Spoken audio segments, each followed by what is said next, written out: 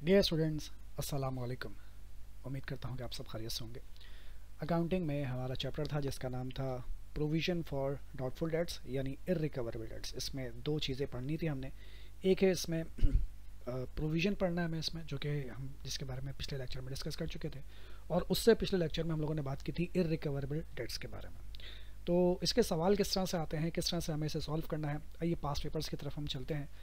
पहला सवाल हम इसमें डिस्कस करने जा रहे हैं जो कि है अक्टूबर नवंबर 2021 का पेपर है, और इसका एक छोटा सा एक पार्ट आया है, पार्ट सी है। उसमें आपको सिर्फ एक ये बताना है क्या डेबिट होगा क्या क्रेडिट होगा। ठीक है, चलें सवाल पढ़ते हैं और समझते हैं। लिखा हुआ है D H limited, a customer of के ए लिमिटेड। हमारी बिजनेस का नाम है, हमारी कंपनी का नाम है के A limited.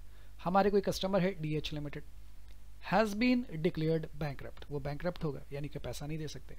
A debt of $350 was owing to K A limited, और उनकी तरफ यानी डी एच लिमिटेड की तरफ जो है वो हमारा उधार था, के ए लिमिटेड का उधार था, यानी के ए लिमिटेड को डी एच लिमिटेड से $350 जो है वो लेने थे।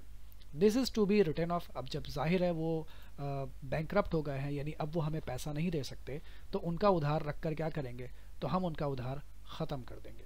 This is to be written off यानी उनका उधार हम ख़त्म कर रहे हैं। ठीक है, अच्छा पहले हमें यहाँ पर ये समझना है कि क्या ये प्रोविज़न है यानी कि चांसेस हैं डूबने के, या ये इररिकवरेबल डेट है यानी कि पैसा डूब गया। तो भाई देखिए यहाँ पर वाज़े तौर पर लिखा हुआ है कि वो बैंकरप्ट हो गए हैं और हम उनका उधार राइट ऑफ कर रहे हैं। राइट ऑफ से मुराद यहाँ पर हम उनका उधार ख़त्म कर रहे हैं, प्रोविज़न नहीं बना रहे, उम्मीद नहीं लगा रहे, बल्कि हम कह रहे हैं कि हाँ जी पैसा ख़त्म कर देते हैं। रिक्वायरमेंट पढ़ें तो रिक्वायरमेंट में वाज़े तौर पर लिखा हुआ है prepare the journal entry to record the irrecoverable date.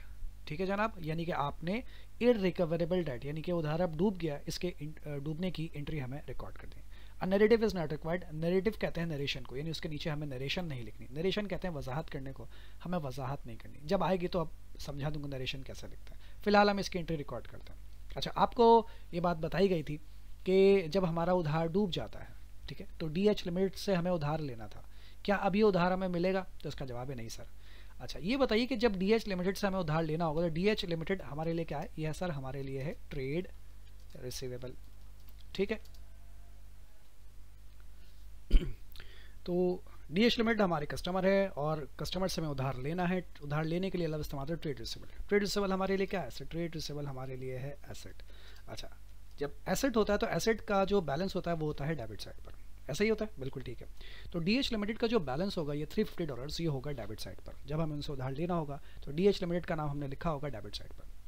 अब ये उधार हम ख़त्म करने जा रहे हैं, कस्टमर से पैसा अब हमें नहीं मिलना। तो जब ये उधार हमें नहीं मिलना तो डी एच लिमिटेड का उधार अब हम यानी जो ट्रेड रिसीवेबल है वो हम ख़त्म करने जा रहे हैं। ख़त्म करने के लिए कहाँ लिखना चाहिए? जैसे क्रेडिट साइड पर। अगर कोई चीज़ डेबिट साइड पर है और मुझे उसे कम या ख़त्म करना है तो जाहिर सी बात है उसको अपोजिट साइड पर, अपोजिट डायरेक्शन में लिख दीजिए। तो मुझे इसे लिखना चाहिए क्रेडिट साइड पर। तो जब क्रेडिट साइड पर लिखना चाहिए तो इसे आप सेकंड लाइन में लिखेंगे, 1 2 3। अच्छा थोड़ा मैं आगे चला गया इस कहानी में, थोड़ा मैं बहुत आगे चला गया। ठीक है, तो इसे आप सेकंड लाइन में लिखेंगे। थोड़ी गड़बड़ हो गई यहाँ पे, पहले इसको सही कर लूँ। ये अब सही हो गया। ये क्या किया मैंने अब आपको, डी एच लिमिटेड। ठीक है, डी एच लिमिटेड का नाम हमने लिखा और इसके पैसे हमें कहाँ लिखने हैं? क्रेडिट के कॉलम में लिखने। कितना अमाउंट लिखना है? $350 हमें लिखना है ये क्रेडिट साइड पर। ठीक है, अब डेबिट में क्या लिखना है? सर इसे आपने ऊपर वाली लाइन में क्यों नहीं लिखा और इसे लाइन से दूर करके क्यों लिखा? अभी आपको समझाता हूँ। डेबिट साइड पर मुझे क्या लिखना है? डेबिट साइड पर मुझे लिखना है कि ये पैसा मेरा डूब गया। अगर ये पैसा मेरा डूब गया तो इसका मतलब ये मेरे लिए नुकसान है, मेरा खर्चा है, मेरा एक्सपेंस है। तो मेरा एक्सपेंस क्या हो गया? सर मेरा एक्सपेंस बढ़ गया, खर्चा बढ़ गया। अगर एक्सपेंस या खर्चा बढ़ जाए तो उसे कहाँ लिखते हैं? उसे हम लिखते हैं डेबिट साइड पर। तो ये इसे मैं यहाँ पर लिखने जा रहा हूँ। उसका नाम क्या होगा? Irrecoverable debts. ठीक, $350। सर एंट्री तो समझ आ गई लेकिन फॉर्मेटिंग समझ में नहीं आई। फॉर्मेटिंग समझिएगा भाई। डेबिट जो लफ्ज़ होता है वो हम पहली लाइन में लिखते हैं। रीज़न क्या है सर? रीज़न ये है कि भाई पहला कॉलम कौन सा है? डेबिट का, तो पहले वर्ड भी कौन सा लिखा जाएगा? डेबिट का। ठीक है, दूसरा कॉलम कौन सा है? क्रेडिट का, तो दूसरा वर्ड भी कौन सा लिखा जाएगा? क्रेडिट का। आप पहले क्रेडिट यानी पहले अगर मैं यहाँ पर क्रेडिट लिखूँ तो पहला कॉलम खाली रह जाएगा, तो वो अच्छा नहीं लगेगा। तो इसीलिए पहले पहला कॉलम फिल करते हैं, यानी डेबिट वाला कॉलम फिल कीजिए और उसके बाद फिर क्रेडिट वाला कॉलम फिल कीजिए। ये इसका तरीक़ाकार है। ठीक है सर, पहले डेबिट फिल करना है फिर क्रेडिट करना है, क्या ये ज़रूरी है? हाँ जी बिल्कुल ज़रूरी है। अब ये डेबिट जो लिखा आपने ये लाइन के साथ यहाँ मिलाकर लिखा, ये जो क्रेडिट लिखा ये लाइन से इतना दूर कर लिखा, ये क्या वजह है? इसकी वजह ये कि आपको शुरू में डेबिट और क्रेडिट के मायने बताए गए थे। डेबिट के मायने क्या थे? सर डेबिट के मायने थे लेफ्ट हैंड साइड, क्रेडिट के मायने क्या थे? क्रेडिट के मायने थे राइट हैंड साइड। तो जब डेबिट में कुछ लिखेंगे तो उसकी अलाइनमेंट भी, जर्नल की बात हो रही है सिर्फ ये, ठीक है, तो उसकी अलाइनमेंट भी लेफ्ट साइड पर होनी चाहिए। क्रेडिट में कुछ लिखेंगे तो उसकी अलाइनमेंट भी राइट, क्रेडिट के माने क्या है, राइट हैंड साइड, तो उसकी अलाइनमेंट भी थोड़ी सी राइट साइड पर होनी चाहिए। तो अगर आप इन दोनों की अलाइनमेंट देखें तो ये लेफ्ट पर है और ये राइट पर है, तो डेबिट जो भी होगा वो लेफ्ट साइड पर लिखा जाएगा, क्रेडिट जो भी होगा वो राइट साइड पर लिखा जाएगा। ये सिर्फ किसके लिए है, ये सिर्फ जर्नल के लिए रूल है। इसे मैं मिटा देता हूँ, ठीक है। ये था हमारा एक मुख्तसर सा पार्ट। अब आते हैं अपने नेक्स्ट क्वेश्चन की तरफ। ये भी थोड़ा ऐसे ही है, प्यारा सा सवाल है, सब आज पढ़कर देखते हैं। At 31st March 2020, Nadia's trade receivable owed 14,500 after the preparation of the draft financial statement for the year ended 31st March 2020. Nadia discovered the following. ठीक है भाई, हमें अपने कस्टमर से टोटल अमाउंट जो पैसा लेना है वो लेना है $14,500 हमें उनसे लेने हैं। पता चला कि कुछ दो पॉइंट्स हमें यहाँ पर बताए गए हैं, ये दो बातें जो है वो मिस हो गई। $300 ओड बाय DD सप्लाईज, हमारे कोई कस्टमर है DD सप्लाईज, उनकी तरफ हमारे $300 जो है वो निकलते हैं। Should have been written off as irrecoverable, वो हमें राइट ऑफ कर देना चाहिए, वो हमें ख़त्म कर देना चाहिए। क्यों? क्योंकि हमारे ये कस्टमर जो है वो भाग गए, ठीक है। तो ये तो हो गया हमारे पास इर्रिकवरेबल डेट, एक्चुअली ये उधार डूब गया, यहाँ पे उम्मीद की बात नहीं, वाकई पैसा डूब गया। पॉइंट नंबर 2 में कहते हैं a provision of doubtful debts of 2% of trade receivable should have been created, और आपको ये भी सोचना चाहिए कि शायद और भी पैसा आपका डूब सकता है, तो उसके लिए प्रोविजन बना लीजिए। प्रोविजन का मतलब है पहले से तैयारी कर पकड़ के बैठ जाइए, शायद वो पैसा भी डूब जाए। तो हमें इन दोनों की यहाँ पर एंट्री रिकॉर्ड करनी। कहते हैं prepare journal entries to record 1 and 2, वो जो 1 और 2 में जो काम हुआ बस इसको आप यहाँ पर लिख कर दिखा दीजिए। नरेटिव्स आर नॉट रिक्वायर्ड, यानी नरेशन हमें नहीं लिखनी है, ठीक है। अच्छा भाई, अब इसमें एयर है 2020, तो मैं यहाँ पर एयर के कॉलम में एयर लिखता हूँ 2020, और डेट के कॉलम में डालेंगे कौन सी डेट, 31 मार्च, तो मैं यहाँ पर लिखता हूँ मार्च 31, ठीक। अच्छा भाई, ये कस्टमर उधार भाग गया, अभी अभी हमने पीछे इसकी एंट्री बनाई थी, क्या एंट्री बननी चाहिए, इर्रिकवरेबल डेट डेबिट और कस्टमर का नाम क्रेडिट। तो यही एंट्री मैं यहाँ पर रिकॉर्ड कर देता हूँ, इर्रिकवरेबल डेट डेबिट। थोड़ी अलाइनमेंट इसकी सेट कर लूँ, पीछे भी यही मसला आया था, इर्रिकवरेबल डेट डेबिट, और यहाँ पे नाम क्या है, DD सप्लाईज नाम है, तो DD सप्लाईज जो है वो क्रेडिट। अमाउंट कितना है इसका अमाउंट है $300, ठीक है। वो 300 यहाँ पर भी आ गया, वो 300 यहाँ पर भी आ गया। तो ये मैंने रिकॉर्ड कर दिया अपनी पहली एंट्री। इसके नीचे हम इसकी वजाहत करते हैं जिसे हम नरेशन कहते हैं, फिलहाल वो अभी हमें नहीं लिखनी। अच्छा भाई, उसके बाद ये जो प्रोविजन हमने बनाया है इसकी भी हमें एंट्री रिकॉर्ड करनी है। पहले मैं डेट डाल देता हूँ, मार्च 31, सेम डेट रहेगी। अच्छा भाई, अब इसकी एंट्री बना लेता हूँ और फिर मैं बताता हूँ कि इसकी कैलकुलेशन कैसे होगी, या पहले कैलकुलेशन कर, चला पहले कैलकुलेशन कर लेता हूँ।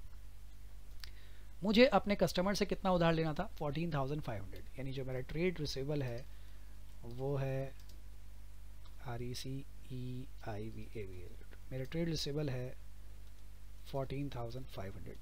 इसमें से कुछ उधार मेरा डूब गया, इर्रिकवरेबल डेट। कितना उधार अभी अभी मेरा डूब गया, $300 का उधार मेरा डूब गया। तो क्या मेरा अभी ट्रेड रिसीवेबल 14,500 है, तो इसका जवाब है नहीं सर। 14,500 में से 300 माइनस कर दीजिए। तो अगर मैं इसमें से इसको माइनस कर देता हूँ तो इस वक्त जो मेरा ट्रेड रिसीवेबल बनता है वो कितना बनता है, $14,200। ये इस वक्त मेरा ट्रेड रिसीवेबल है, यानी इस वक्त जो मुझे उधार लेना है वो 14,500 नहीं लेना, क्योंकि ये तो ख़त्म हो गया उधार। अब मुझे उधार लेना है $14,200। लेकिन इसमें से भी मुझे डाउट है, शक है, डाउट है कि सर इस 14,200 में से भी शायद 2% उधार हमें नहीं मिलेगा, ठीक है। तो 2% इसका मैं यहाँ पर रख लेता हूँ। तो इसका 2% कितना बनता है, जिसको मैं प्रोविजन, या बल्कि जिसको मैं डाउट, DOUBT, डाउटफुल डेट कह रहा हूँ, ठीक है। तो 14,000 का 2% अगर मैं कैलकुलेट करता हूँ तो ये बनता है 284, यानी 284 इसमें से 14,200 में से 284 अभी भी एक ऐसा अमाउंट है जो मुझे डाउट है, एक मैंने अंदाज़ा लगाया, मैं श्योर नहीं हूँ इस बारे में, लेकिन मेरा अंदाज़ा है कि शायद 14,200 में से 2% अमाउंट मेरा और डूबने वाला है। अभी डूबा नहीं है, अभी मुझे लग रहा है कि डूबने वाला है, तो ठीक है भाई। तो हमारा कॉन्सेप्ट ये कहता है कि आपको अगर लगता है कि फ्यूचर में कोई नुकसान होने वाला है तो उसे आज ही रिकॉर्ड कर लो, ये प्रूडेंस कॉन्सेप्ट कहता है, ठीक है भाई। उसे आज ही हम रिकॉर्ड कर लेते हैं। तो सर मेरा ये पैसा डूबने वाला है, कल को डूबेगा, परसों डूबेगा, लेकिन डूबने वाला है, तो सर इसे आज ही हम रिकॉर्ड कर लेते हैं। ये भी मेरे लिए क्या है सर, ये भी मेरे लिए एक्सपेंस है। अगर एक्सपेंस है तो ये भी मैं कहाँ लिखूंगा, डेबिट साइड पर। बिल्कुल ठीक है भाई। अब इस एक्सपेंस को जब आप लिखेंगे ना, तो इस एक्सपेंस को अब आप लिखेंगे इनकम स्टेटमेंट के नाम से। इनकम स्टेटमेंट के नाम से क्यों? क्योंकि सारे एक्सपेंसेस कहाँ चले जाते हैं, इनकम स्टेटमेंट में। तो पहले मैं इस एक्सपेंस को लिखूं, फिर इनकम स्टेटमेंट ट्रांसफर करूं, तो डायरेक्ट मैं इसे कहाँ लिख देता हूं, इनकम स्टेटमेंट के नाम से। इनकम स्टेटमेंट का मतलब हो गया कि डायरेक्ट ये एक्सपेंस कहाँ चला गया, इनकम स्टेटमेंट में। इनकम स्टेटमेंट में जब कोई खर्चा आता है तो हम इनकम स्टेटमेंट को लिख देते हैं डेबिट साइड पर, और इनकम स्टेटमेंट में जब कोई इनकम आती है तो हम इनकम स्टेटमेंट को लिख देते हैं क्रेडिट साइड पर। तो इसीलिए ये खर्चा अभी अभी यहाँ पर आया, ठीक है, तो इसे हमने कहाँ लिख दिया, डेबिट साइड पर। कितना खर्चा आया, $284 का, ठीक है। अब क्रेडिट साइड पर क्या लिखेंगे?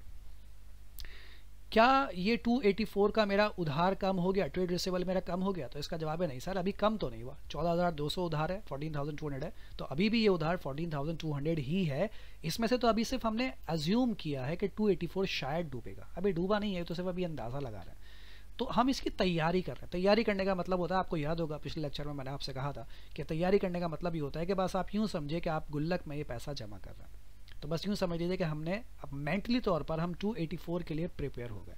जैसे ही आप गुल्लक में पैसा, अब आपने बोला कि सर 284 डूबने वाले हैं, जाके गुल्लक में पैसा डाल दीजिए। जैसे ही आप गुल्लक में पैसा डालते हैं तो गुल्लक में हमारा पैसा बढ़ जाता है। उस गुल्लक का नाम हमने रखा था प्रोविजन फॉर डाउटफुल डेट, वो ये लिखा हुआ। और जैसे ही इसमें पैसा बढ़ता है हम इसे रिकॉर्ड कर देते हैं क्रेडिट साइड पर। तो इसे रिकॉर्ड कर दीजिए क्रेडिट साइड पर, 1 2 3 4 5 6 7 8 9 10। तो इसे रिकॉर्ड करता हूँ प्रोविजन फॉर डाउटफुल डेट्स 284, ठीक है। तो ये बन गई हमारी सेकंड एंट्री, यानी जब उधार डूबता है तो उसके लिए हम ये एंट्री बना लेते हैं, और जब प्रोविजन हम बनाते हैं तो उसके लिए हम ये एंट्री बना लेते हैं। सही जनाब। तो ये हो गया हमारा दूसरा प्यारा सा छोटा सा सवाल। ये इसकी कैलकुलेशन यहाँ पर शो की गई है ताकि आपके समझ में आ जाए। अब चलते हैं अपने तीसरे पार्ट पर, जो कि एक्चुअली हमें सवाल समझना है। Stella is a sole trader who sells on credit. उधार पर सामान बेचती हैं aunty. She maintains the provision for doubtful debts at 4% of trade receivable, ठीक है। स्टेलास ट्रेड रिसीवेबल वर, ये उधार उनका दिया हुआ है स्टेलास का, यानी कि 31 दिसंबर, ये थोड़ा सा यहाँ पे मैं इसको हटा दूँ, ये आपको एयर शो नहीं हो रहा, इसको उठाकर मैं यहाँ लिख देता हूँ ताकि एयर भी शो हो गई। ये कहाँ है मेरा, ठीक है, ओके, अब अच्छा लग रहा है। 31 दिसंबर 2021 को हमें अपने कस्टमर से पैसा लेना है $75,000, और 31 दिसंबर 2022 को हमें अपने कस्टमर से पैसा लेना है $77,000, ठीक है भाई। हर साल आंटी ये एस्टिमेट करती हैं कि हमारा कितना उधार डूबेगा, 4% उधार डूबेगा। पहले तो मैं ज़रा यहाँ पे थोड़ी सी 4% की कैलकुलेशन कर लूँ। 4%, ठीक है, यहाँ पर भी मैं लिखता हूँ 4%। ये मैं अपने पास से खिचड़ी पका रहा हूँ, ये मेरा मामला है, ठीक है। तो अगर मैं 2021 की बात करूं तो 2021 में कितना उधार लेना है मुझे, 75,000। इस 75,000 में से मुझे डाउट है कि 4% उधार मेरा नहीं मिलेगा, तो क्या करूं, 75,000 का 4% कैलकुलेट कर लेता हूं। ये बनता है $3,000, यानी कि $3,000 जो है वो शायद मुझे नहीं मिलेंगे। ये हटा देता हूँ मैं, ठीक है। तो $3,000 जो है वो मुझे नहीं मिलेंगे। कौन से ईयर में नहीं मिलेंगे, 2021 में। इसी तरीके से 2022 में आऊँ, यही काम यहाँ पे करना है कि 2022 में उधार हो गया 77,000, और इसमें से भी 4% उधार मेरा नहीं मिलेगा, यानी कि $3,080 मुझे 2022 में नहीं मिलेंगे, ठीक है। अब कहते क्या है आपसे, इस शेयर में शायर क्या कहता है, प्रिपेयर स्टेलास provision for doubtful debts account for the year ended December 31, 2022, ठीक है भाई। कीप इन माइंड कि हम जो है वो 2022 में मौजूद हैं, हम 2021 में मौजूद नहीं है, हम इस वक्त 2022 में मौजूद हैं, ठीक है भाई। अगर हम 2022 में मौजूद हैं तो फिर 2021 का डाटा क्यों दिया हुआ है सर? वो इसलिए दिया हुआ है क्योंकि 2021 में भी हमारा कुछ ना कुछ उधार डूबा होगा, मतलब अंदाज़ा किया होगा, हमने एस्टिमेट किया होगा। तो 2021 में हमने कितना उधार एस्टिमेट किया था, हमारा उधार कितना था, 75,000, और उसमें से हमने क्या एस्टिमेट किया था, कितना पैसा डूबेगा, $3,000 डूबेंगे। तो 2021 जब गया होगा, जब गुजरा होगा, तो हमने अपने गुल्लक में उस वक्त, ये गुल्लक है हमारा प्रोविजन फॉर डाउटफुल डेट, ये हमारा गुल्लक है। तो 2021 में हमने अपने गुल्लक में कितने पैसे जमा कर लिए होंगे, $3,000 जो है वो जमा करके रखे हुए होंगे, ऐसे ही है। तो उस वक्त हमारे गुल्लक में $3,000 जो है वो इंक्रीज हुए होंगे, कौन से ईयर में, 2021 में। और जैसे ही हमारा प्रोविजन इंक्रीज होता है, हम प्रोविजन को रिकॉर्ड कर देते हैं क्रेडिट साइड पर। इसका मतलब कि 2021 में हमारा जो प्रोविजन फॉर डाउटफुल डेट्स होगा, उसका बैलेंस शो हो रहा होगा क्रेडिट साइड पर कितना, $3000। पहले तो ये बात मैं यहाँ पर लिख देता हूँ, ठीक है। ये कौन से ईयर की बात हो रही है? 2021 की, सही है। तो अगर 2021 का ये मेरा बैलेंस है $3000 है, तो ये क्रेडिट साइड पर आया होगा। मैं ऐसे ही समझा रहा हूँ, 2021 में यहाँ पर क्रेडिट साइड पर आया होगा। फिर उसको बैलेंस बराबर करने के लिए मैंने उसे यहाँ पर भी लिखा होगा बैलेंस CD के नाम से, और फिर उसे को 2022 में लेकर आया हूँ मैं यहाँ पर, और उसे नाम दिया होगा मैंने बैलेंस PD का। सर नहीं समझ आया? अरे चलो मैं आपको ज़रा समझाता हूँ, आपके समझाने के लिए सिर्फ मैं इतनी खिचड़ी पका रहा हूँ। मैं आ गया हूँ 2021 पे, ठीक है। ये जो मैं रेड कलर से भी यहाँ पे लिखने वाला हूँ ना, ये आपने लिखना नहीं है, ये आपको सिर्फ समझाने के लिए बता रहा हूँ। मैं आ गया हूँ 2021 में। 2021 में मेरा जो उधार है वो कितना डूबेगा? $3000, ठीक है। तो मैं क्या करूँगा, मैं इस डब्बे में पैसा जाकर जमा करूँगा, मेरे अपने प्रोविज़न में डब्बा पैसे में इसमें पैसा जमा करूँगा। जैसे ही मैं इसमें पैसा जमा करता हूँ तो मेरा प्रोविज़न इंक्रीज़ हो जाता है। मेरा प्रोविज़न जैसे ही इंक्रीज़ हो जाएगा मैं इसे कहाँ रिकॉर्ड कर दूंगा? क्रेडिट साइड पर, ठीक है। गुल्लक, बस ये समझिए गुल्लक में पैसा जमा करेंगे तो क्रेडिट हो जाएगा, निकालेंगे तो डेबिट हो जाएगा। तो मैंने इसमें $3000 जो है वो जमा कर लिया। ये थोड़ी सी यहाँ पे खिचड़ी पका लूँ पहले, और ये सही हो गया भाई। और फिर ये यहाँ पे भी करना पड़ेगा मुझे ऑब्वियसली। ओके भाई, ठीक है। और इसे मैंने नाम क्या दिया होगा? इनकम स्टेटमेंट का, क्योंकि ये पैसा मेरा कहाँ गया होगा? इनकम स्टेटमेंट में गया होगा। इसको भी सही कर लेता हूँ भाई, ये खिचड़ी पक रही है बहुत।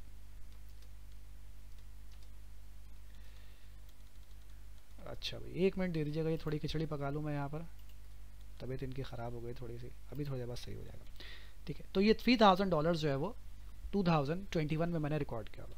अब और कोई एंट्री 2021 में रिकॉर्ड नहीं हुई प्रोविज़न के लिए, तो फिर इसी 3000 को मैंने बराबर करने के लिए यहाँ लिखा होगा, ठीक। और बराबर करने के लिए जो पैसा लिखते हैं उसे आप कहते हैं बैलेंस CD। और बैलेंस CD के साथ, ओहो थोड़ी गड़बड़ हो गई ये मैंने ऊपर वाली लाइन में लिख दिया, उधर तो एयर आना चाहिए था, तो इसे उठाकर यहाँ लिख देता हूँ, इसे उठाकर यहाँ लिख देता हूँ। नहीं, इसे यहाँ नहीं लिखना चाहिए, अच्छी बात नहीं, इसको ऐसे लिखें। 3000 यहाँ लिख दिया, इसको उठाकर मैंने यहाँ लिख दिया, और ये 3000 मैंने यहाँ लिख दिया। और इसके साथ आ जाएगी दिसंबर 31 2021 की डेट, इसके साथ आ जाएगी दिसंबर 31 2021 की डेट, ठीक है। अब ये दोनों साइड्स क्या हो जाएंगी? बराबर हो जाएंगी। तो मैंने इसे यहाँ पर बराबर करने के लिए लिखा है ऐसे, और यहाँ लिखा है ऐसे। तो यहाँ हो गया $3000, यहाँ पर भी हो गया $3000, और जो बैलेंस CD बचता है यहाँ पर, ठीक है, ये आ जाएगा 2022 में बैलेंस BD के नाम से। कितना बैलेंस आ जाएगा? $3000। तो एक्चुअली हमें यहाँ से सवाल स्टार्ट करना है कि हम अब 2022 में आ गए हैं, और 2022 में, अरे फिर देखो मैंने गड़बड़ कर दी ना, यहाँ पर मुझे डेट डाली है January 1, और इस बैलेंस BD को उठाकर मुझे यहाँ लिखना है बैलेंस BD $3000, ठीक है। आपको एक्चुअली यहाँ से अपना अकाउंट बनाना शुरू करना है, यहाँ से, ठीक है। तो 2022 में जब हम आए तो हमारे गुल्लक में $3000 पिछले महीने के, पिछले साल के पड़े हुए हैं। अगर पिछले साल का पैसा रखा हुआ है तो ये कहाँ पर आ गया? क्रेडिट साइड पर।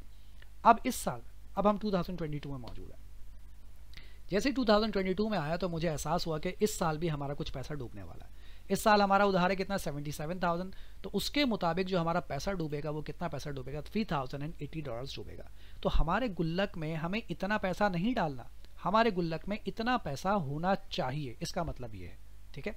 तो जैसे मैं अपने गुल्लक में आया, गुल्लक का नाम है हमारा प्रोविजन फॉर डाउटफुल डेट, मैंने जाके क्या देखा? उड़े एक चूहा मरा पड़ा हुआ है। नहीं, मैंने देखा कि इस गुल्लक में ऑलरेडी $3000 पिछले साल के रखे हुए हैं। मैंने बोला $3000 तो ऑलरेडी रखे हुए हैं, क्या मैं दोबारा इसमें $3080 डालूंगा? तो इसका जवाब है नहीं। मुझे इस गुल्लक के अंदर हर सूरत में चाहिए $3080। $3080 अभी डालने नहीं है, $3080 इसके अंदर मुझे चाहिए। तो इस गुल्लक में पहले से कितने पड़े हुए? $3000 तो पहले से पड़े हुए। तो अब मैं इस गुल्लक में और कितने पैसे डालूंगा? सवाल ये पैदा होता है। सर अब आप इस गुल्लक में सिर्फ डाल दीजिए $80, इसमें और डाल दीजिए, बस $80।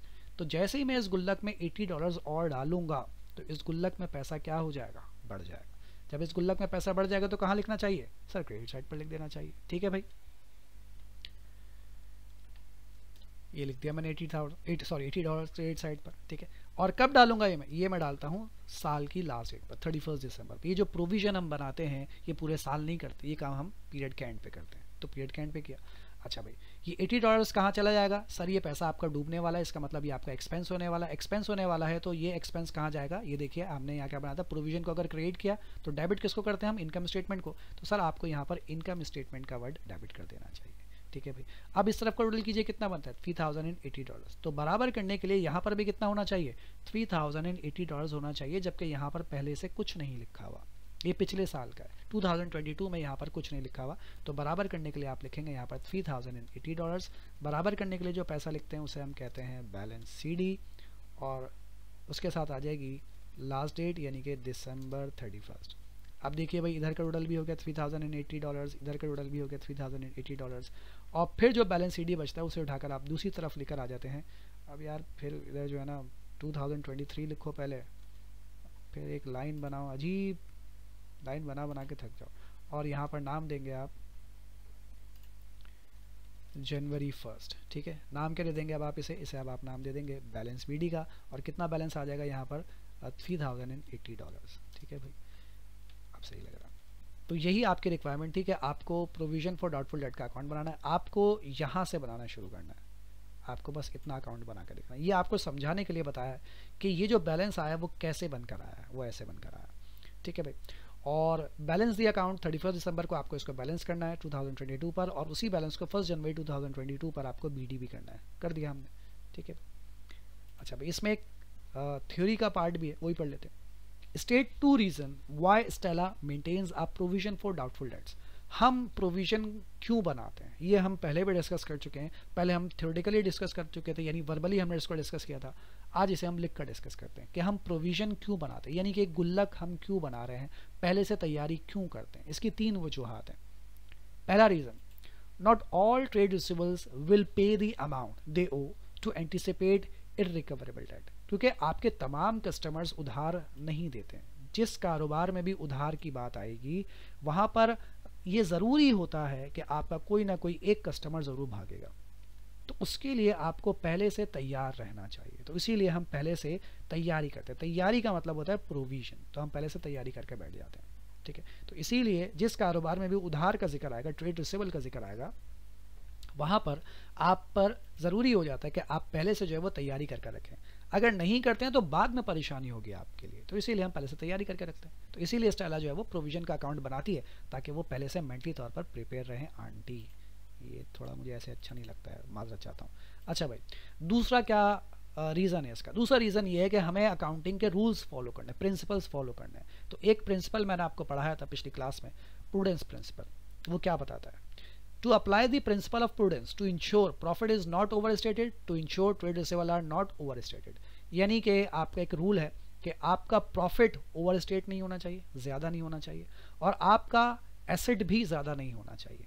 ठीक है, तो हमने अपने एसेट को क्या कर दिया? कम कर दिया। जब 75,000 का उधार था तो हमने कहा कि $75,000 में से $3,000 हमारे डूबेंगे। डूबने के बाद हमें मिलेंगे कितने? $72,000। यानी जब मैं अपने रिकॉर्ड्स बनाऊंगा ना तो मैं उसमें 2 बातें लिखूंगा कि मेरा उधार तो है $75,000, लेकिन मैं इस बात पे भी डाउटफुल हूँ कि उसमें से शायद $3,000 डूबेंगे, तो इसका मतलब मुझे $72,000 मिलेंगे। ये बात भी मैं लिखूंगा, मैं पूरी बात लिखूंगा। सही है, दोनों बातें लिखूंगा। $75,000 का उधार है, $3,000 डूबेंगे, तो मुझे मिलेंगे कितने? $72,000। तो मैं अपने एसेट को ट्रेड रिसीवेबल मेरा एसेट है ना, तो मैं अपना ट्रेड रिसीवेबल $75,000 नहीं दिखा रहा, बल्कि कितना दिखा रहा हूँ? $72,000। क्यों? क्योंकि मैं अपने एसेट को ज़्यादा नहीं दिखा सकता। अगर मैंने ज़्यादा दिखाया तो मैं गलत प्लानिंग करूँगा। इसी तरीके से जब मैं 2023 में आया तो मेरा उधार कितना है? $77,000, लेकिन उसमें से $3,080 डूबेंगे। तो मैं कह रहा हूँ कि भाई मुझे एक्चुअली जो उधार मिलेगा वो कितना मिलेगा? $73,920। मैं इस बात के लिए प्रिपेयर हूँ। हालांकि मेरा उधार तो है एक्चुअली 77,000 है, लेकिन मैं प्रिपेयर हूँ कि नहीं, मेरा उधार इतना है, मुझे इतने पैसे मिलेंगे। मैं इतने के लिए राजी हूँ, इतने के लिए मैं तैयार हूँ, मेंटली तौर पर मैं इतनी बात के लिए प्रिपेयर हूँ। ठीक है, तो मैं अपने एसेट को ज़्यादा नहीं कर रहा। अगर इतना लिखता तो इसका मतलब मैं गलत अपने एसेट को गलत रिकॉर्ड करता, ज़्यादा रिकॉर्ड कर देता। ठीक है, तो अपने एसेट को ओवर स्टेट नहीं करना और अपने प्रॉफिट को भी ओवर स्टेट नहीं करना। प्रॉफिट कहाँ है सर? यहाँ पर जब आपने कहा कि हमारे 3,000 डूबेंगे, तो 3,000 डूबने का मतलब हो गया कि ये आपके लिए क्या बन गया? एक्सपेंस बन गया। आपने इनकम स्टेटमेंट को कहाँ लिखा? डेबिट साइड पर। इनकम स्टेटमेंट को डेबिट साइड पर लिखने का मतलब होता है कि ये आपका है एक्सपेंस। ठीक है, ये आपका एक्सपेंस शो हो रहा है। एक्सपेंस से आपका प्रॉफिट क्या हो जाएगा, सोचिए पैसा डूब जाएगा तो मेरा प्रॉफिट क्या हो जाएगा, सर मेरा प्रॉफिट कम हो जाएगा। अगले साल भी यही किया आपने कि आपने कहा कि नहीं इस साल हमारा और पैसा डूबेगा, और पैसा डूबेगा तो और मेरा प्रॉफिट कम होगा। तो आप अपने प्रॉफिट को भी क्या कर रहे हैं, कम कर रहे हैं। ठीक है, प्रॉफिट को ज़्यादा कर देंगे तो आप बड़े खुश हो जाएंगे, अरे वाह इतना सारा प्रॉफिट, बिल्कुल अय्याशियों में लग जाएंगे। तो भाई प्रॉफिट को भी ज़्यादा ना दिखाएं, वरना आप जो है वो गलत डिसीजन ले लेंगे। तो अपने प्रॉफिट को ज़्यादा नहीं करना और अपने एसेट्स को भी ज़्यादा नहीं करना, ये हमारा प्रूडेंस कॉन्सेप्ट कहता है। अच्छा भाई, उसके बाद क्या है, मैचिंग प्रिंसिपल, ये हमने नहीं पढ़ा, ये आगे जाकर जब हम अकाउंटिंग प्रिंसिपल पढ़ेंगे तो तफसील से आपको ये बात वहाँ पर बताई जाएगी। मैचिंग प्रिंसिपल ये कहता है कि जिस ईयर की आपकी आमदनी है उसी ईयर उसी के खर्चे भी उसी के साथ रिकॉर्ड किए जाएं। यानी कि मैं फॉर एग्जांपल मैं आपको मई के महीने में पढ़ा रहा हूँ फॉर एग्जांपल, तो मई के महीने में जो आपसे आमदनी मैं रिसीव करूँगा, जो खर्चे करूँ मई के महीने में वो उसी के साथ रिकॉर्ड करूँ। ऐसा ना हो कि वो खर्चे भी रिकॉर्ड कर दूँ जो मई में नहीं हुए बल्कि जून जुलाई अगस्त सितंबर में हुए, आने वाले खर्चे भी पहले से रिकॉर्ड कर दूँ। तो इस कॉन्सेप्ट का मतलब ये है कि जिस महीने में आप मौजूद हैं उस महीने की आमदनी लिखें और उसी महीने के खर्चे भी अपने साथ लिखें। ये बात तो यहाँ पे क्लियर नहीं, बिल्कुल क्लियर करते हैं। To apply the principle of matching to ensure that sales for which payment is not likely to be received are regarded as an expense for the year in which sales were made. अब देखिएगा, यहाँ समझिएगा, कितने का सामान बेचा मैंने, $75,000 का। उधार लेना है, क्यों उधार लेना है, क्योंकि सर आपने $75,000 का सामान अपने कस्टमर्स को बेचा होगा, बिल्कुल ठीक है। अगर $75,000 का मैंने सामान बेचा होगा तो इसका मतलब मेरी सेल हुई होगी 75,000 की। मैं यहाँ लिखता हूँ मेरी सेल्स हुई है $75,000 की, ऐसा ही है, बिल्कुल ठीक है। सेल्स क्या है सर, सेल्स हमारी इनकम है, बिल्कुल ठीक है। किस ईयर में हुई है, 2021 में ये सेल हुई है।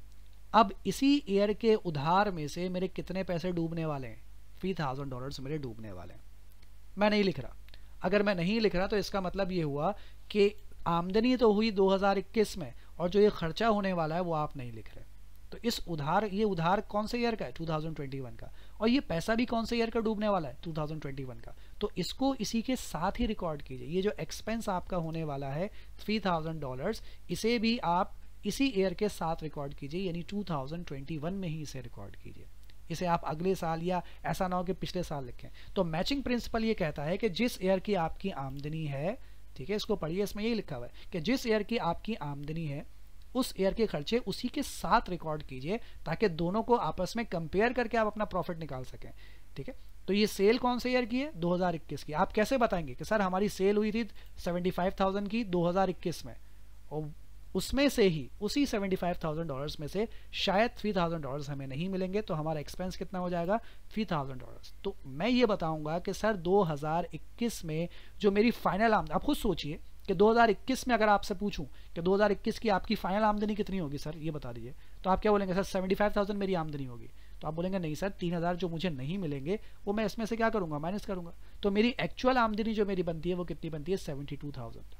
कौन से ईयर की, 2021 की। आपने क्या किया कि जिस साल की आमदनी थी उसी साल उसी के खर्चे को उसी साल में आपने उसमें से माइनस किया। ये खर्चे आप अगले साल वाली आमदनी में से माइनस नहीं कर सकते, क्यों, क्योंकि ये खर्चा जो जिस साल की आमदनी से है उसी में से इसको क्या किया जाएगा, माइनस किया जाएगा, ताकि आपको उसी साल का एक्चुअल प्रॉफिट पता चल सके। ठीक है, तो ये कहलाता है आपका मैचिंग प्रिंसिपल। जिस साल की आमदनी उसी साल के खर्चों में से उसे माइनस किया जाएगा। तो यही बात हम यहाँ पर करते हैं कि अगर 2021 का ट्रेड रिसीवेबल है, इसका मतलब 2021 में सेल हुई है, तो उसके खर्चे भी उसी साल लिखे जाएंगे, तो हमने उसी साल लिख दिया।